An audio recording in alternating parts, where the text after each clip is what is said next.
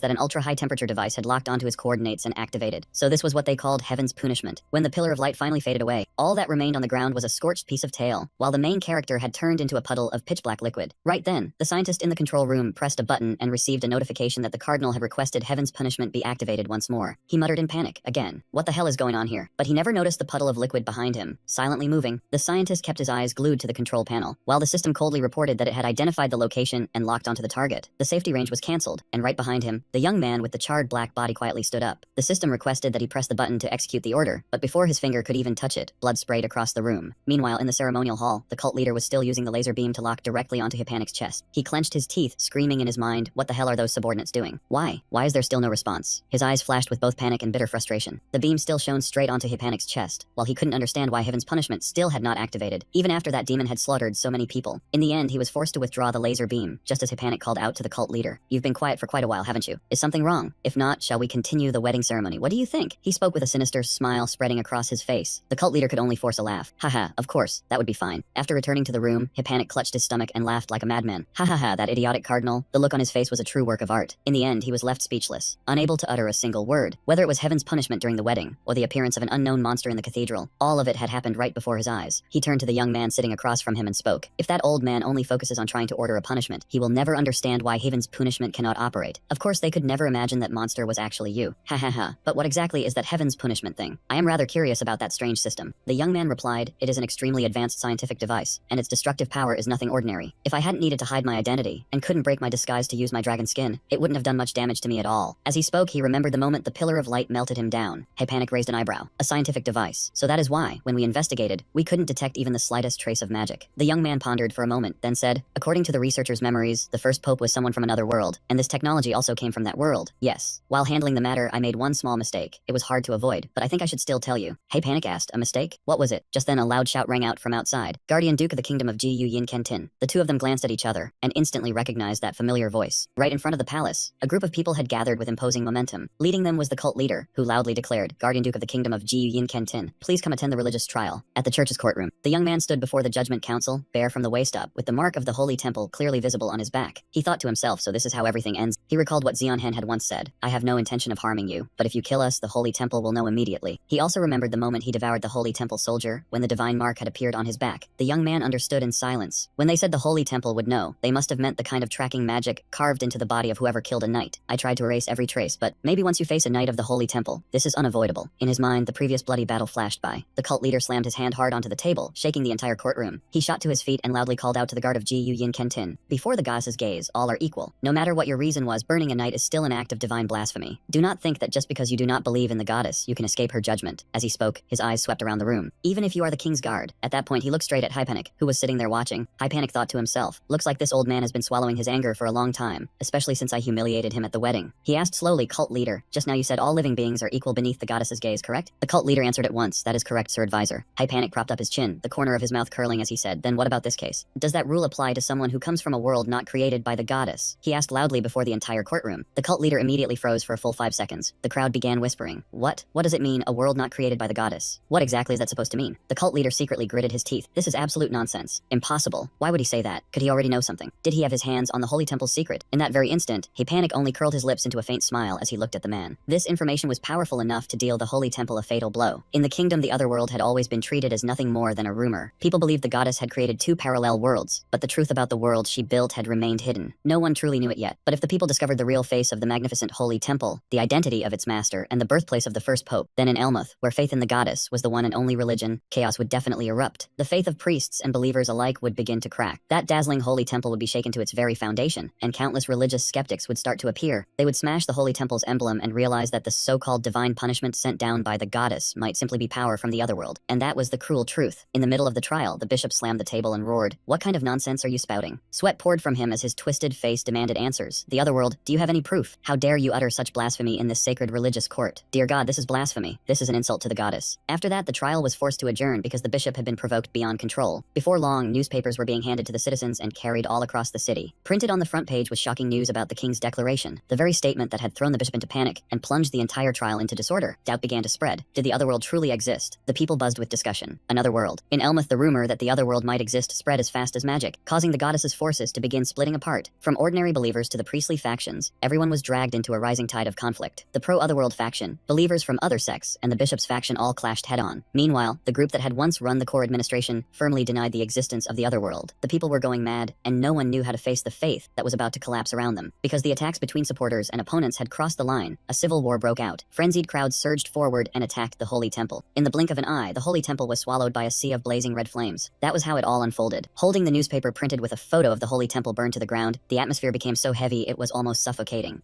Panic laughed. Everything was going exactly according to plan. This division had been created through media manipulation and brainwashing parasites. He lowered the newspaper, and Panic slowly spoke. This is how we make the Holy Temple rot away and collapse from the inside. At the Holy Temple, its exterior remained solemn and magnificent, as if nothing had ever happened. The statue of the goddess, wings spread wide, still stood towering in the sacred light. But inside the grand hall, everyone was arguing at the top of their lungs. What are we supposed to do? Most of the believers have already gone over to the pro-otherworld side. We only managed to keep a few nobles on the opposition side, because they are still receiving support payments from the Holy Temple. But the problem is, even those nobles have suddenly disappeared. This definitely could not be a coincidence. The current pope of the goddess's Holy Temple listened to it all with an extremely grave expression. He said in a low voice, "This is definitely the work of the Gigancanton Empire. If this continues, everything will become extremely dangerous, but we still have one solution." A bishop immediately asked, "You already have a plan. Then we must act before it is too late. What is the plan?" Pope Nguyen Jiang answered coldly, "We will assassinate the king." Those words left every bishop present frozen in terror. Just then someone entered from outside. Leading the group was a girl wearing a hood that covered her face, with 4 soldiers following behind her. The pope continued, "We will send our finest elite squad to ensure the mission succeeds." A few days later, in the kingdom of Gigancanton, right in front of the royal palace gates, a figure dressed in white slowly approached like a ghost walking in broad daylight. The guards immediately shouted, "Halt! Who are you?" They all pointed their weapons at that person, ordered, "Show your face and state your identity at once." The girl slowly raised her hand, her motion so calm it sent a chill down the spine. With a single flick of her hand, she effortlessly took the heads of 2 guards. From above, another guard shouted, "What are you doing?" But before the question even finished, he was eliminated on the spot as well. The girl leading them ordered, "Move." Immediately after, she and the 4 remaining assassins charged straight into the palace. Wherever they went, the guards had to leave their heads behind. Suddenly, a hand from behind grabbed one assassin tightly by the leg. That grip forced him to stop dead in his tracks. The assassin looked back and muttered in horror, "They were beheaded, so how are they still alive?" And in the instant he lost focus, a fatal strike slammed straight into him. The girl leader immediately turned back, letting out a wary little "Ha'em." Standing before her was a headless soldier, still planted firmly in place, holding his own head in one hand. In his other hand, he was carrying the assassin who had just been restrained. The soldier calmly set his head back onto his neck, while the 3 remaining assassins had already rushed in with murderous intent raging around them. With a single strike, he sent 3 assassins straight to meet death. Blood sprayed everywhere, splattering right across the face of the girl leading them. She froze in shock when she saw her comrades sprawled across the ground. The moment her hood fell, her identity was exposed. It was Enner. The helmet of the Yu Yin soldier dissolved, revealing Kim, his body drenched in blood. The MC curled his lips into a grin and said slowly, "Long time no see. Since the last time we crossed paths, you have gotten a lot stronger. Looks like you swallowed a few interesting things in this other world, huh?" The female assassin leader clenched her fists, her voice trembling. "Duke Protector, you." Enner gritted her teeth and answered, "No, you are nothing but a mortal, the sworn enemy of Midan." He said coldly, "I honestly have no idea what you are babbling about." Enner screamed, "Stop pretending. Do not tell me you have forgotten. You are definitely the one who killed him." He answered calmly, "No, that is not what I meant. Why would you believe the prejudice someone else shoved into your head, then turn me into the target of your hatred?" Paladin Enner's face instantly darkened when she heard that. She asked in an icy voice, "What are you implying?" "I am Saintess Enner from the Holy Temple." He answered curtly, "That is only a role you forced yourself to believe in." Hearing that, Enner immediately frowned, and the killing intent in her eyes grew heavier by the second. Her hair, her eyes, and even her eyebrows slowly began to warp. The space around her seemed to tremble under the pressure of a terrifying surge of magic power. Enner parted her lips slightly. A moment later, she transformed into Xion Hen, then smiled coldly and asked, "How does a bastard like you know about this?" The young man said, "The goddess is the ultimate combat force of the Holy Temple. There is no way the Holy Temple would let a child wield a weapon that powerful just to satisfy a personal grudge." He immediately recalled the knowledge he had just absorbed from Xion Hen. "You are only imitating her appearance. Your ability is not enough to turn you completely into someone else." Xion Hen said coldly, "As your former student and as one of your own kind, I am giving you sincere advice. Surrender." He sneered, "How arrogant. Do you really think the 2 of you working together can take me down?" Xion Hen replied, "No, I was only a diversion from the start. The Knights of the Holy Temple must have reached the king by now." She stood before the palace and spoke with absolute confidence. Xion Hen laughed. "Without you there, do you think those ordinary soldiers can actually protect the king?" Inside the palace in the throne hall, a figure sat motionless on the throne, when 4 black shadows suddenly appeared in the middle of the room. All 4 drew their swords and stepped forward. One of them declared in a low voice, "This is the will of the goddess." The instant those words fell, they rushed in together, their sword tips driving straight into the person seated on the throne. Blood streamed down in streaks, staining the cold floor crimson. Outside, he slammed his hand against the ground and said, "Looks like you still do not understand him at all. He is not the strongest, but the fact that he has survived until today is definitely not because of luck. If the Holy Temple truly wanted his head, the Pope would have had to make a move personally from the very beginning." He smiled faintly and pointed straight at Xion Hen. In the sky behind him, 2 blood-red moons were radiating an eerie light. right. At the throne, the assassins were about to confirm the target, but one of them suddenly went pale and stammered, "Wait, this person is not the emperor." He realized in terror that the one sitting on the throne was never Hispanic. At that exact moment, an ice-cold voice rang out behind them. "I cannot believe you dared to infiltrate my territory. Should I praise your courage, or should I call it stupidity?" Hispanic slowly stepped out. A magic circle appeared behind him. Hispanic stomped hard on the floor, the formation flared to life, and a notification activated. "Laser trap." One assassin shouted in panic, "Damn it, this is a trap." In an instant, countless beams of light rained down and surrounded them. The four assassins screamed for a retreat, but the lasers had already swept in, plunging the entire hall into horrific cries. Hispanic burst out laughing. "Did you really think I would die that easily, just because he was not by my side? Is that right?" Outside, cold sweat broke out across Xionhen's body, and only one thought remained in her mind. "Saintess, the mission has failed." He looked at her and said, "Your face looks awful. Looks like my judgment was right. So, what are you going to do next?" Xionhen gritted her teeth, her eyes flashing with despair mixed with murderous intent. She growled, "Now that it has come to this, the only choice left is to risk everything." In the blink of an eye, she shot forward like an arrow, charging straight at him. Xionhen accelerated to her absolute limit, her figure streaking past him with the speed of a monster. Jin watched her retreating back, the corner of his mouth curling into a cold smirk. Running away already? Inside the palace, Hispanic stood frozen before the charred corpses, still billowing thick smoke. By the next morning, every newspaper was screaming the same headline. Emperor Ji Yanjintin had been assassinated, allegedly by anti-Otherworld factions targeting pro-Otherworld forces. The midnight assassination threw the people of the Yuan Empire into panic. They read the papers with trembling voices, saying this was insane, and that the world was about to end. When the people of Yuan learned that the mastermind was the Holy Temple, their shock instantly turned into blazing fury. Because their targets were not only the Emperor, but also the pro-Otherworld priests being protected by the palace. Because of that, the conflict between the Holy Temple and the Emperor erupted violently. The people of Yuan began attacking members of the Holy Temple, and the wave of hatred spiraled further out of control. Even though it was all a blatant lie, the people of Yuan still went mad and poured their rage onto the cult leader. After this incident, the Holy Temple, which had always opposed the Otherworlders, completely lost the trust of its believers. The media immediately changed course, following the exact script the Emperor had prepared in advance. Angry faces twisted by hatred began appearing everywhere. Terrifying extremists spoke out with absolute conviction. There was no way the assassination of the priests could be the will of the goddess, the anti-Otherworld faction, or the Holy Temple. It had to be those heretics. In front of the gates of the Yuan Palace, crowds began gathering in ever greater numbers. Everyone was boiling with rage, shouting that the kingdom of Ji Yanjintin had officially set its sights on the heretics. Hispanic stepped forward to lead them, constantly inciting the people of Yuan and declaring war on the heretics. Inside the Holy Temple, Jiao Huang roared in fury. What the hell just happened? Not only had the assassination failed, but they had also lost an entire squad of elite knights. Worse still, they had handed that damned king the perfect excuse to start a war. Furious, he slammed his hand down on the chair and barked at the two people standing before him. "We poured so much effort into the Saintess creation project, and this is the humiliating result." Standing before him were Lady Luoding of the Holy Temple in Manhattan, the senior manager of the Saintess creation project. The young man with short hair and glasses bowed his head and said, "I accept responsibility." Jiao Huang lashed out at them. "The mission had only one objective, to kill that false king, and yet you failed, then ran away like cowards." Manhattan answered in a low voice, "If we had lost the Saintess as well, we would have had no card left to play against them." Janhen stood beside him, silent to a chilling degree. Jiao Huang grew more agitated by the second. "If that man is still alive, then everything will..." Before he could finish shouting, an explosion rang out. The pillar beside Xianhen was smashed apart by her punch, sending a chunk flying. Jiao Huang fell silent while Manhattan's face turned pale. Xianhen gritted her teeth and said, "Instead of wasting time whining, we should prepare for war." Jiao Huang was left speechless, his face blank, as if he had just been slapped across the head. At the border between the Holy Temple and the kingdom of Ji Yanjintin, the air was already thick with the stench of war. A brutal clash between the soldiers of both sides had erupted, with blood and magic covering the battlefield. The Holy Temple army immediately cast spells, hurling fierce fire attacks toward the enemy. Meanwhile, the soldiers of Ji Yanjintin were equipped with sturdy armor and cold, razor-sharp longswords. A soldier of Ji Yanjintin shouted, "Wipe out the Holy Temple scum, the ones who dared betray the will of the goddess." But the moment he finished speaking, a blade ripped across his neck. In an instant, his head and body flew in two different directions. The ones who struck were none other than the paladins who had just appeared on the battlefield. When the soldiers of Ji Yanjintin witnessed that scene, panic seized them. Their formation collapsed, and they turned to flee. Chaotic shouts rang out everywhere. "Retreat, retreat immediately." Seeing the enemy army flee in disorder, the paladins asked each other in surprise, did they suddenly become that weak, or is this some kind of tactical trap? Sure enough, the moment the soldiers withdrew, the truth behind it slowly began to reveal itself. From the distance, another army was slowly advancing, creating a suffocating pressure. Each of their footsteps slammed into the ground, echoing like the drums of death. They moved in dense ranks, packed together like emotionless monsters. This was the transformed army that Prince Hispanic had always kept secretly hidden deep beneath the basement, now marching in by the thousands, even the tens of thousands. Faced with the overwhelming forces controlled by the kingdom of Ji Yanjintin, the Holy Temple quickly lost the border region. Their final defensive line had to be raised at the very heart of the Holy Temple, where they gathered all their strength for one last stand. On a quiet day at the center of the Holy Temple, a man approached in silence. He was tall and thin, with an abnormally enormous backpack strapped to his back. He had once been a prisoner of the kingdom of Ji Yanjintin. Before this, Prince Hispanic had come to see him and coldly listed his crimes: threats, robbery, rape, massacre, theft, and yet you are still alive. Trash like you should have been executed long ago. The prince looked at the sheet of information and curled his lip. "Ah, because you are a member of the royal family. In any case, that very status makes you extremely suitable for this mission." After saying that, the prince crushed the paper in his hand and continued, "Listen carefully, you piece of garbage. If you did not have royal blood, you would have been beheaded ages ago. But if you complete this mission properly, we will erase all charges against you." Thinking back to that moment, the prisoner suddenly pulled his mind back to the present. He set the backpack on the ground and muttered, "I just have to follow orders. I was supposed to rot in prison for the rest of my life anyway, so now I have nothing left to lose. He reassured himself that as long as he completed this task, he would be restored to his royal status. When that happens, I will split every last person who ever looked down on me in half. As he spoke, he opened the backpack, revealing countless tiny pairs of eyes staring out from the darkness. In an instant, swarms of rats and birds burst out, crawling, scurrying, and flying wildly toward the wall. He thought to himself, is the mission really this simple? What is the point of releasing these things anyway? Suddenly, a bullet tore through the air and shot straight toward his leg. Luckily, his reflexes were fast enough, and he twisted aside just in time to dodge it. Enraged, he whipped around toward the shooter, only to see two figures standing in the distance, watching him. The one who had pulled the trigger was Joachim. In an icy voice, he barked, "What are you standing there for, you bastard? Keep moving." Hearing that, the prisoner could only grit his teeth and keep walking, muttering that the damn guy had picked the wrong person to mess with. "Once this is over, I will cut off your head with my own hands." He walked on while cursing under his breath, but the instant one foot crossed the barrier line, his entirety erupted in violent flames. In the blink of an eye, his body had been burned into a charred black lump. Then he collapsed to the ground, like a corpse drained of every last trace of life. From afar, Prince Hypanic stood beside Joachim, raised his binoculars to observe, and exclaimed in shock that he never expected something so terrifying to be hidden there. That was the final barrier protecting the sacred temple. Outside the boundary, the ground was scorched black and scarred, while inside it was strangely spotless. The test results showed that the barrier did not affect small creatures, but once a living being reached a certain mass and stepped inside, it would instantly catch fire and be burned to ash. The prince was furious, because he still had not found a way through that bizarre barrier. Just then, the prince suddenly thought of Kim, the one who possessed that abnormal transformation ability. The moment the second divine mentioned the tomb, he remembered that there was someone who could freely change his own body mass. Not long after, inside the command tent of the Jidu Kingdom, the protagonist arrived and immediately asked how wide the barrier's range was. Prince Hypanic drew a circle around the sacred temple area to show him the scale of the barrier. The prince went on to say that after throwing all kinds of animals and prisoners inside, they had roughly determined its radius. The prince also added that they had released birds into the area before, but only sparrows survived. Anything larger was burned to death. Dogs were the same. Small dogs could pass through while large dogs died. The results with monsters were no different, making him fall silent and think for a long time. Prince Hypanic's conclusion was that the larger the creature, the more likely it was to die, while small species survived. Hearing that, he immediately asked whether species had any effect. The prince replied that they could not confirm it absolutely yet, but every test so far showed that body mass was the activation condition. However, all humanoid beings, such as humans and elves, were burned to death, regardless of whether their bodies were large or small. Prince Hypanic clasped his hands, looked at him with anticipation, and asked what would happen if it were him. After all, he could transform into something that was no longer human. On top of that, he could also change his own mass, making him practically the only person who could control both species and weight. After saying this, the prince stepped behind him and placed a hand on his shoulder. He began flattering him, saying that what he wanted to ask was whether he could lend a hand. "After all, I am not the only one who benefits from this. You understand that too?" Then the prince returned to his seat and laid out the plan. He would transform into a creature so small that the barrier could not detect him, then sneak inside to scout the situation. In the end, the prince still had to rely on his help. Out loud, he asked if the plan sounded acceptable, but inwardly he was thinking that he would not be the one taking the risk anyway. He coldly shook his head and answered simply, "I refuse." Panic instantly panicked, froze in place, and asked why. He explained that if he transformed into something too small, his brain would shrink as well, which would severely reduce his intelligence. Not to mention, if there was still some hidden variable that triggered the barrier, he could be burned to death before he had time to restore his form. To him, this plan was far too reckless. The prince helplessly said they had no better option, but he had already stood up. He turned his back, leaving only one brief sentence behind. Hypanic should choose another method, because he had received something very large not long ago. That information instantly piqued Hypanic's curiosity, and he hurriedly asked what he meant by very large. Could it be that he had gained another useful new ability? He calmly replied, "No, it is large in the literal sense. You have seen it with your own eyes before." Prince Hypanic still did not understand what that large thing was, and kept wondering when he had ever seen it. Just as he vaguely realized something, the protagonist had already stepped out of the tent. His eyes flashed with cold streaks of electricity. Right after that, he shot into the sky and began to transform. Hypanic hurried after him, shouting to ask where he was going, but the sight before him left him completely stunned. In midair, he had transformed into a colossal dragon, its overwhelming pressure blanketing the entire sky. Its head alone was large enough to cover the prince's entire command tent. In that mighty dragon form, a single spread of his wings created a raging gust that blew everything around him away. Hypanic's mouth fell open, and he was so shocked that he could hardly believe what was happening before his eyes. While the prince was still lost in confusion, he spread his wings wide and flew straight up into the higher cloud layer. He hovered in the air, his gaze locked firmly on the palace, the target he had to strike. Without hesitating for even another second, he immediately dove straight toward it. At that same moment, something from the other side shot toward him like a cannonball. Only then did he realize, in shock, that the thing flying at him was actually a person. A heartbeat later, a blinding flash exploded before his eyes. Two small, ice-cold sword strikes instantly tore straight through his wings. The slash sent him crashing hard to the ground. His mind was still reeling, wondering if his wings had just been severed, before he realized his body had completely lost balance. And so he screamed in panic as if he had run into a calamity-class monster. The one who had sliced off those wings was none other than Xion Hen. She wore a dangerous smile, called him master, and coldly declared that the battle had officially begun. Rewinding a few minutes, while Kim was still hovering in midair, a cannon muzzle from the palace had locked directly onto the protagonist. Inside the control room, someone widened his eyes in disbelief and asked in a trembling voice whether doing this was really okay. Ziket understood that everyone had been driven into a corner, but even he broke into a cold sweat at this insane plan, which was basically suicide. Manhattan answered grimly that sometimes, the sane ones were forced to do things that looked incomprehensible, and more than a little unhinged. Even so, he made it clear that the Saintess had ordered them to prepare this option from the start, and what they were talking about was firing a living person out of a cannon. With no no time left to hesitate, he shouted with full force and demanded that Zicat state his mission immediately. Seeing that resolute look, Zicat had no choice but to grit his teeth and follow the orders he had been given. Right after that, he quickly slammed the fire button. The giant cannon barrel instantly shifted into a fully charged state, and then the shot was fired. Xionhen was launched straight into the sky, gripping her twin swords tightly like a hunter charging into the final dungeon. She and he faced each other in midair, a tiny human standing against a colossal dragon form. Without the slightest hesitation, she swung 2 clean strikes, so fast the naked eye could barely follow them. Those 2 slashes instantly cut his wings clean off. In that very instant, she borrowed the momentum and shot straight forward. Then she used both swords as anchors, carving a long line down his back as if she were riding a monster. At this point, she was stuck, hanging from the young man's back, while his massive body plummeted out of control. Xionhen clenched her teeth and clung tightly to his back, fighting to stay alive so she would not be thrown straight into the ground. He also understood perfectly well that if he kept burning black as charcoal and failed to break through the barrier quickly, even the most broken recovery speed would be meaningless. But the problem was, he could not do anything else now, because his body was falling straight toward the razor-sharp spire of the castle. Just as expected, that pointed spire pierced right through him, like a dragon being skewered on a stake. Only then did Xionhen let out a relieved breath. At the very least, she had not free-fallen onto the stone floor below. The sword in her hand slowly dissolved, like magic whose effect had just run out. After that, she landed safely on the ground. Suddenly, a few drops of purple blood fell onto her shoulder, making her clothes immediately hiss and burn. That liquid was his blood, and it looked no different from a deadly acid rain. The people below saw him lying motionless on top of the castle, and every one of them froze in stunned silence. They were thrilled that the damned monster had finally been offered up on the altar, completely forgetting that his poisonous blood was pouring down right over their heads. Suddenly, a terrified scream rang out, shaking the entire area. Only then did the crowd realize that his blood was acid poison. As for him, even though he had been impaled, he had not truly stopped breathing. His eyes still darted around sharp-like, cold and calculating, as if searching for a chance to turn the tables. He realized the paladins had arrived, and if they attacked him right now, he would definitely get beaten down before he could fight back. So he forced his body to recover as quickly as possible. In his mind, he immediately considered activating dragon breath from his damaged lungs. The moment he thought of it, he did it. As soon as the skill activated, an earth-shattering explosion suddenly erupted. A massive sea of fire instantly spread outward, devouring everything around it. Right after that, a series of consecutive explosions continued to break out across a wide area. The cause was that he had combined dragon breath with his toxic acid blood, creating a devastating chain reaction. At the same time, inside the control room that had been burned to ruins, Manhattan seemed to be the only survivor left. He struggled to his feet, unable to understand how their solid defensive wall had been shattered in an instant, then concluded that the young man's dragon form had reached the brink of death. He immediately rushed to connect with Xionhen, urgently asking if she was still okay, but the only response was terrifying silence. After checking, he saw that the communication device was still working normally, yet she did not answer at all. That sent a chill down his spine, and he wondered if she had already been taken down. Not only that, he also thought of the Grand Cathedral, the place that held all their core facilities, now burned to ashes and at risk of never being rebuilt. That truth left him shaken as he realized the sanctuary had completely collapsed. Rage surged up inside him at once, because now, even if they managed to deal with that dragon, none of it would mean anything anymore. Right then, the ground suddenly shook violently, as if a new catastrophe had just awakened. A massive black shadow suddenly rose up right behind Manhattan. He froze, then whipped around with disbelief written all over his face. Amid the blazing sea of fire that was swallowing everything in sight, Jin's dragon form silhouette slowly emerged, radiating a terrifying pressure. The sight sent a chill down his spine. Even though he had heard reports about the enemy's power, he never imagined this monster would be that horrifying. Suddenly, he opened a summoning gate right in front of him. From inside, he pulled out a gun. It seemed that rather than be judged, he wanted to end his own life first. He pressed the ice-cold barrel straight against his own head, just as his trembling hands were about to pull the trigger. A voice suddenly came through from the other end of the line. "This is PP-1000G, Command Center. Please respond." That sound instantly made him stop. He hurriedly asked whether Xionhen on the other side was still safe. She immediately asked him if he was all right, then reported that she had prepared the next battle plan. Xionhen called Giulio Ventura and contacted the Command Center, requesting a response. Receiving her signal, Manhattan was so shocked he could barely speak. On the other end, she reported that she had evacuated every survivor she found, and wanted an update on his current situation. Inside the control room, he still could not believe anyone had survived that chain of horrific explosions. And more than that, the survivor was her. It rekindled a faint spark of hope in him, that the sanctuary had not completely fallen. Though he knew it would take them a long time to rebuild this place, he fell silent for a moment, then choked out that he was truly glad she was alive, and told her he was still in the engine room. Hearing that, she felt a little more relieved and immediately assigned him a new mission. Manhattan quietly listened to every order Xionhen gave, not missing a single word. After that, he gave a firm nod and confirmed that he would follow her instructions exactly. Right away, he stepped up to the control panel and began adjusting the radius of the protective fire barrier. He entered the precise coordinates where the barrier would be deployed. As for Jin, the MC's body seemed to have nearly finished regenerating, and he was starting to move again. But because he had burned through too much stored flesh to patch the wound in his abdomen, after this battle, he would definitely need to focus on absorbing more energy. Just then, a figure suddenly appeared in front of him. The MC's gaze instantly sharpened, filled with caution. The one bold enough to block his path was none other than Xionhen, making him call her, in an icy voice, a knight of the Holy Temple. But she immediately denied it and called herself the Saintess. Whatever that title meant, he only wanted to know why she dared to stand in his way. She firmly declared that she was the Saintess of the Goddess Church, and that her duty was to protect this place from monsters like him. But he answered coldly that this was not what he had asked. What he meant was why she had the guts to stand before him today, when she had been the one to run away before, knowing she could never beat him. Without flinching, she admitted that if she fought alone, she truly could not win. But today, she was not alone. At that moment, a strange layer of mucus began spreading out, covering Xionhen's face. Both of her hands were quickly coated by it as well, like a layer of living armor. In the blink of an eye, the mucus transformed into a complete suit of protective armor, letting her confidently tell the MC that even if this place was in ruins at its core, it was still the goddess church. The instant he saw what was clinging to her body, he recognized it as metal slime mucus. Suddenly, a gigantic barrier appeared, trapping both him and her inside. He was momentarily stunned by the sight. He had not expected the barrier to be activated at this exact location, and it was even harder to believe that the range of the protective barrier had been altered. He immediately warned Xionhen that if the barrier was here, then she would not be able to escape either. He still talked tough on the outside, but deep down, he knew that if this body took any more damage, it would collapse. Because of that, he had to find a way to retreat as quickly as possible. It seemed he also knew she could not last long inside this barrier. Just as he was calculating his next move, she suddenly sprang forward, swung her sword, and drove it straight into his dragon foot. That attack made him instantly understand. She was trying to pin him down here, but what confused him even more was why she could still move inside the barrier. His gaze immediately shifted to the mucus coating her entire body. That was when he realized this probably had something to do with the metal slime mucus, and it seemed she had found a way to reduce the damage from the barrier. Without hesitating any longer, he immediately activated metal slime as well. Even so, Jin still realized there was far too little mucus left, not nearly enough to cover this entire massive body. If he shrank back down, his regeneration speed would not be able to keep up with the constant damage piling on him. Seeing that the main character also possessed metallic slime mucus, Xionhen immediately raised her voice and declared that the two of them now stood on the same level of power. More importantly, she had figured out that his regeneration was not infinite. So, burning with killing intent, she announced that this place would become the grave where the main character was buried. Completely fed up with that provocation, he coldly whipped his tail straight into her. The blow carried tremendous force, sending Xionhen flying a considerable distance. The main character said calmly that as long as he could analyze how the barrier dealt damage, he would find a way out. He even arrogantly said he had sensed another little rat hiding nearby. That person was none other than Manhattan, who was staring in panic as Xionhen was hurled straight into the control panel. Her metallic slime mucus had almost lost its effect, while the barrier device had also been destroyed. So Xionhen immediately told Manhattan to hurry up and get out of there. But it was already far too late, because the main character had appeared right in front of them. He slowly stepped closer, then declared in an icy voice that everything ended here. The main character knew her energy had reached its limit, and she no longer had enough metallic slime to protect herself. Even so, he still acknowledged that Xionhen was incredibly formidable for lasting this long, but now she was no longer worthy of standing on the same level as him. As he returned to his human form, he wore a dangerous smile and stated that only despair remained before her. Unexpectedly, Xionhen spoke up and admitted that she had indeed reached her limit. But that was not only her limit, it was also the main character's limit. The very moment she said those words, Xionhen's hand touched the barrier control panel. Seeing that, he immediately sensed that something was wrong, and that instinct was completely right, because Xionhen had reactivated the fire barrier. In an instant, the main character was horrified as he felt the barrier layer tightening around him. He immediately transformed back into his dragon form to fight back. But unfortunately, before the main character could act, the barrier had already clenched around his body and locked him firmly inside. That shook him to the core, because he had been slower than his opponent by one fatal beat. At this point, Xionhen had already calculated everything. She knew the barrier system was powered by electricity. If she used metallic slime to temporarily restore the destroyed machine components, she could absolutely get the current flowing again and activate the barrier for a brief moment. A moment later, she spoke with smug satisfaction, reminding him that she had warned him from the start. Madness was written all over Xionhen's face as she repeated her declaration that this place was the main character's grave. He also understood very clearly that he had fallen into a life or death situation, and every reaction now was already too late. The main character could feel that his recovery ability could no longer keep pace with the speed at which his wounds were spreading. Before long, he would have to taste endless hunger and a cold that pierced straight to the bone. Right now, each part of the main character's body was gradually losing all feeling. He could not even see anything in front of him anymore. All of it made the main character wonder if this was what death felt like. Suddenly, his eyes shifted slightly down toward the ground. It turned out Xionhen had slowly walked closer. She calmly stood before the main character and said coldly that he had lost. Yet he was not in pain or despair. Instead, he calmly praised the experience as truly incredible. Then, all of a sudden, the main character said it was time, and asked to receive the reward for the Demon King's subjugation campaign. That strange statement, along with the sudden light appearing before her eyes, left Xionhen confused, unable to understand what he was implying. Just as his body was gradually vanishing, the main character unexpectedly called out to the goddess to receive his reward for subjugating the Demon King. Immediately after that, his entire body erupted with a brilliant golden light. Looking at that dazzling light, Xionhen was even more unable to understand, thinking the main character was calling himself a goddess. Suddenly, Xionhen noticed the machine behind him flashing with golden sparks of electricity. But when she turned back to look at the main character's position, her whole body instantly froze stiff in shock. Xionhen's eyes went wide when she saw a bizarre black hole appear out of thin air. It had appeared exactly where he had been standing moments earlier. Around the black hole were distorted patterns, warping and twisting endlessly like a gateway to another world. All at once, in the very center of the black hole, a haunting, blood-red eye opened. By now, the main character had been standing in a pure white space for a while. Right after that, the goddess manifested before him once again. That entity turned her smiling face toward the main character, said the Demon King's subjugation process would continue, and asked what his wish was. Hearing that question, he suddenly remembered what the Manticore had once said, and an idea immediately came to him. If the goddess was an eternal being, then perhaps every absurd thing could happen. Thinking of this, the main character immediately made a request that could help him escape his current death trap. Jin had reversed time to the exact moment after the Demon King was defeated. The goddess still wore that fake smile, cold enough to send chills down your spine. Right after that, she accepted the request and began linking the teleportation. A pitch-black surge of energy was forced straight into the center of his chest. The dark streaks behind him seemed almost conscious, slowly crawling outward in every direction. All of it instantly connected to the blood-red eye hovering in front of Xionhen. Suddenly, two black tentacles stretched out from around the eye and wrapped tightly around Xionhen's legs, leaving her no time to react. Right after that, the eye slowly swelled larger, closing the distance between them. Manhattan had no idea what was happening and blindly wandered into that area. The black-purple mass from the eye had silently spread all the way to where he stood. It quickly swallowed the ground beneath his feet, then continued expanding with even more violent force. The black-purple mass now looked no different from a living swamp, rising up with countless hands that grabbed his legs, as if trying to drag him straight into a bottomless abyss. When Manhattan saw that thing crawl up to his chest, he panicked and screamed for the Saintess. But before he could even beg for help, the black shadow sealed his mouth shut and dragged him under. In the end, only one raised hand remained, slowly being swallowed by the darkness. As for Zeonhen, she still stood right beside the eye, frozen in disbelief that this was actually her master's true form. The moment those words fell, hundreds, then tens of thousands of eyes opened all at once across the black-purple mass, all of them glaring straight at her. The disgusting sight was enough to make anyone with trypophobia pass out on the spot. Luckily, Zeonhen was not one of them, so she only turned pale and let out a curse. Just then, something rose from the middle of the black-purple sea. Mournful crying echoed endlessly from within it. From that spot, the malformed mass continued drifting upward, becoming clearer and clearer. Finally, it condensed into a black-purple humanoid figure with a few familiar features. On that face, two blood-red eyes slowly opened. Half of its body carried the protagonist's appearance, while the other half was a black-purple mass packed with red eyes, like a dungeon monster. Zeonhen shuddered at the sight, unable to understand what kind of otherworldly monster he had swallowed. Her face went deathly pale, and sweat poured down as she realized the thing in front of her was still a living creature. She started questioning reality itself, because she could not believe something this twisted could exist in the world. As for him, he seemed to realize something too. He raised a hand to cover his face as countless memories slowly flooded back into his head all at once. He remembered the first moment he met the goddess. He remembered everything he had gone through on Earth, a place once swallowed by a chaotic fantasy nightmare. One battle after another came back to him, with opponents constantly changing into all kinds of grotesque forms. He looked at his black-purple hand and broke into an excited grin. This foreign power felt so familiar, because he had used it countless times before. Then he turned his murderous gaze towards Zeonhen, and told her coldly that she had better prepare her last words. Seeing him like that, Zeonhen could not believe he still had enough reason left to wait in this situation. But he had become like a completely different person. He licked his lips, asked if she was talking about his hunger, then said that if you endured it long enough, resistance would naturally form. Zeonhen looked at him uneasily and asked whether the outcome would have changed if she had failed to suppress her instincts. He answered coldly, as if handing down a sentence, saying that in that case, she would probably be standing in his place. Hearing that, Zeonhen gave a bitter laugh. To her, dying as a saintess was better than continuing to live as a monster. Before she was swallowed whole, Zeonhen thought of the people in the holy temple and begged him not to hurt them. But all she received was a brutally certain answer. Even so, a final glimmer of hope still flickered in her eyes. She believed her master would definitely be able to do it. In response to that faith, he opened his mouth wide, revealing rows of sharp teeth, lunged forward to bite down on Zeonhen and said he would consider it. Long ago, the holy sanctuary had become a separate world, a place with only a single moon. It blocked every path back to Earth, while completely hiding that planet's existence. That was because the keys to open that door were held by the leaders of the four races that ruled over humanity. They were the elves, the dwarves, the beastfolk, and the dragons. In other words, only a punisher who had once crushed every one of those races underfoot could set foot in that other world. Even trespassing on the sacred ground of a pope was no exception, nor was turning the continent born from the goddess's incarnation into a sea of flames. From the goddess church's point of view, everything had been crushed beneath the steps of the many-eyed monster he had become. This young man carried murderous intent that blotted out the sky as he advanced straight ahead step by step. In truth, he no longer cared what would happen to this world. The black-purple space covered in red eyes spread toward the holy palace with every step he took. At last, everything gathered before a hatch buried deep underground. He reached out and opened the hatch. Jin slowly descended the ice-cold steps, one at a time. By now, the main character's body was almost completely swallowed by a blackish-purple hue. His eyes burned crimson, and only his abdomen and half of his face still retained their original shape. The moment he saw the dark red circle and the food laid out across the stone floor, he immediately realized something was off. The symbol before him was the altar the goddess had once mentioned. As long as he activated it, he could finally return to Earth. He panicked both hands into his pockets, his face full of confusion, then turned to ask the person beside him whether they had really come to the right place. Behind him, Jokin Sakasio was hauling a mountain of luggage like an Isekai refugee, but the bags piled on him looked so strange they were hard to understand. While Hipanik was still wondering what hellhole he had wandered into, he suddenly noticed a figure standing right up ahead. Recognizing the young man's back, he hurriedly asked if he had been standing there waiting the whole time. The main character glanced back coldly, his voice as flat as ice. Apparently Hipanik was late, but Hipanik was genuinely wronged here because he had practically sprinted over at full speed. Right after that, he turned to Jokin Sakatsuyo and urged him to hurry up and get the job done. Ignoring Jokin Sakatsuyo as he struggled with the pile of stuff, Hipanik turned back and brought up the idea of throwing a party. He wanted to hold a victory celebration with the main character, but before he could even finish, he was flatly rejected. The young man said coldly that the faster this was handled, the better it would be for Hipanik too. Right now, nobody had time to celebrate. Hearing that, Hipanik immediately choked on his words and could not find a single comeback. Giulio Aventura turned around and said indifferently that he had better disappear as soon as possible. After all, this whole mess would be much easier to handle if the protector Duke of Giant Canton was considered killed in action during the battle at the Holy Temple. Once those words fell, the air between them suddenly sank into a heavy silence. Seeing that, Hipanik scratched his head and tried to break the awkward mood. But right before parting, he had no idea what to say. A moment later, Hipanik's voice slowly echoed through the grand hall, pulling him back to the first time he had met the main character. He felt an uncomfortable weight in his chest, especially after the two of them had wiped out the monsters that suddenly came swarming into his home. He remembered the scene of them sitting across from each other, talking in a situation that felt straight out of a dungeon action movie. Even though back then, he had always lived in fear that one glance from this guy would erase him on the spot. And yet, when he thought about the fact that the man was truly about to leave, Hipanik could not help feeling sad. At this point, Hipanik's voice caught in his throat, and he could not force out any more cheesy words. Suddenly, the main character reached out and grabbed his shoulder. His face darkened, an icy killing intent spilling out, and he told him there was no need to worry. As the young man revealed a savage smile, his blazing red eyes suddenly came into sharp view, you, and the corner of his mouth lifted as if he had just discovered that his prey had misunderstood something. That statement, combined with the sight in front of him, was far too intense, and Hypanic was so terrified his soul nearly flew out of his body. His face went deathly pale, as if one more second would make him violently throw up. He bit his lip in panic, sweat pouring down like a river, while the young man stood behind him like a death god coming to collect a life. He slowly explained that humans were very good at adapting, even when that meant distorting reality and taking the good things in it for granted. His words carried a hidden warning. Just because a wild beast did not attack, that did not mean it wanted to be friends, and thinking otherwise was only a shallow assumption Hypanic had built for himself. Hypanic trembled as he glanced behind him, toward the horrifying darkness that was engulfing the young man, while those bone-chilling words kept ringing in his ears. You will not misunderstand again, just because my appearance has changed a little, so you still consider me a friend, right? Faced with something that terrifying, it took Hypanic a long while to drag his sanity back. He collapsed onto the ground, panting hard, trembling as he cursed the guy as a complete bastard, a textbook monster wearing a human skin. Just as the atmosphere was still stretched tight as a wire, Joaquin Sicasio finally finished the work and stepped forward to report. The moment he said the altar was not reacting at all, a blinding burst of light suddenly erupted behind him. The whole group jolted and turned around, their eyes locking onto the pile of items placed on the altar. The items Joaquin Sicasio had brought and stacked there were now all glowing brilliantly at once. Immediately after, they suddenly caught fire and were burned away in the blink of an eye. A cold gust of wind swept across the altar without warning, like a sign that magic had just awakened. The glass surrounding the skull gradually began to crack, green lines spreading across it like the energy veins of a barrier. The cracks widened more and more, covering the entire surface. In the end, it transformed into a green spatial portal, proving that the teleportation barrier had been successfully activated. And this was the moment the main character had to leave this otherworld behind. Hearing that, Hypanic immediately shouted for him to hurry up and get lost, and to never come back again, because he had already been scared enough. But the young man only smiled, gently waved his hand, and thanked him for everything. After saying that, he no longer hesitated and stepped straight into the barrier portal. The moment Jin stepped out of the rift, a barren wasteland stretched before him, cracked and dry as if the apocalypse had already swept through. Our MC slowly took a deep breath, letting the heavy air flood into his lungs. That familiar musty smell, there was no mistaking it. This was the scent of Earth. And yet, the scene in front of him felt so alien that he could hardly believe this was his home. To be more precise, Earth now looked no different from a world that had been erased. Every structure had collapsed. Ash and dust covered everything, and there was no sign of life anywhere. He swept his gaze around the area. When he vanished, this young man had still been in Central Africa, yet standing before him now was the Eiffel Tower. This place was probably France, but he had absolutely no idea why he had been teleported here. After walking a little farther, the MC suddenly remembered that there had once been a massive forest near Central Africa, and since Vesa had come from somewhere else, returning to the wrong location was not that hard to understand. Looking at the blood-red sky and the endless ruins spreading out before him, he could not explain how Earth had turned into this hellscape in just a few years. Just then, a UAZ came roaring in from the distance, with 2 more survivors inside. The moment he saw them, he lightly licked his lips, because what faster way was there to dig up information than grabbing a few locals? The MC immediately got excited, already preparing a whole list of questions for the people heading his way. The young man stood still, calmly waiting for the vehicle to charge straight toward him. But at that very instant, a thunderous explosion crashed down, and the vehicle was burned to scrap in the blink of an eye by flames fired from somewhere above. Staring at the blazing sea of fire before him, he froze on the spot, both confused and disappointed that his prey had suddenly evaporated. When he raised his head, he saw a gigantic dragon flapping its wings in midair. It was the one that had unleashed the flames and turned that vehicle into a charred heap of metal. After that, the dragon circled once, then landed on top of the Eiffel Tower, making the MC doubt even more whether this place was truly still Earth. At the same time, the fire dragon seemed to sense something. It snorted and caught an extremely familiar scent. It was the scent of the one who had once sent its mother to her death, and had stabbed it as well. The scent of a liar and a coward. In an instant, rage exploded inside it. The dragon's eyes turned blood red, and it let out a furious roar. It could never forget this scent, the trail it had been chasing for so many years. Hearing the dragon speak, he immediately recognized it as the language of the Elmo clan. Right after that, old memories surged back, and the image of the first red dragon he had eaten in the other world appeared clearly in his mind. It was the moment when the mother dragon and her child had once curled around each other with tender affection. So the dragon before him was actually the child of that red dragon from back then. He could not help being shocked, completely unable to understand why it had appeared on Earth, though he badly wanted to know the whole truth. The more important thing was that this dragon seemed to possess the same ability as its ancestor. His eyes turned red again, and drool kept dripping from his mouth, because the instant he saw dragon-level prey, his insane hunger erupted. Right after that, the MC transformed into a gigantic monster with a dragon's head and savage wings, then shot up in front of the red dragon perched on the Eiffel Tower. Looks like from now on, he would not have to worry about running out of food on Earth anymore.